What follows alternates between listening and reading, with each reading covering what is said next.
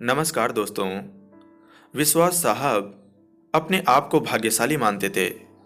कारण यह था कि उनके दोनों पुत्र आईआईटी करने के बाद लगभग 1 करोड़ रुपए का वेतन अमेरिका में प्राप्त कर रहे थे। विश्वास साहब जब सेवानिवृत्त हुए तो उनकी इच्छा हुई कि उनका एक पुत्र भारत लौट आए और उनके साथ ही रहे, परंतु अमेरिका जाने के बाद कोई पुत्र भारत आने को तैयार नहीं हुआ।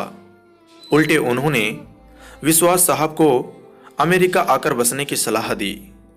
विश्वास साहब अपनी पत्नी भावना के साथ अमेरिका गए, परंतु उनका मन वहां पर बिल्कुल नहीं लगा और वे भारत लौट आए। दुर्भाग्य से विश्वास साहब की पत्नी को लकवा हो गया और पत्नी पूर्णतः पति की सेवा पर निर्भर हो गई।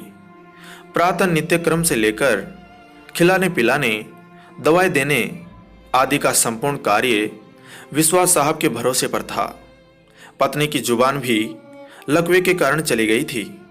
विश्वास साहब पूर्ण निष्ठा और स्नेह से पति धर्म का निर्वहन कर रहे थे। एक रात्रि विश्वास साहब ने दवाई वगैरह देकर भावना को सुलाया और स्वयं भी पास लगे हुए पलंग पर सोने चले गए। रात्रि के लगभग 2 बजे हार्ट अटैक से विश्वास साहब की मौत हो गई। पत्नी प्रातः 6 बजे जब जागी तो इंतज़ार करने लगी कि पति आकर नित्य कर्म से निवृत्त होने में उसकी मदद करेंगे। इंतज़ार करते करते पत्नी को किसी अनिष्ट की आशंका हुई।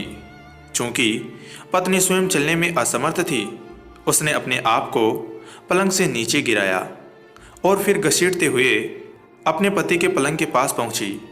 उसने पति को हिलाया डुलाया पर कोई हलचल नहीं हुई। पत्नी समझ गई कि विश्वास साहब नहीं रहे।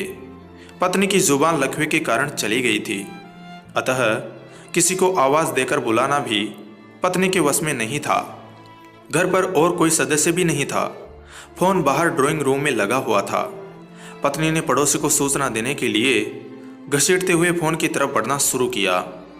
लगभग 4 घंटे की मशक्कत के बाद वह फोन तक पहुंची और उसने फोन के तार को खींचकर उसे नीचे गिराया।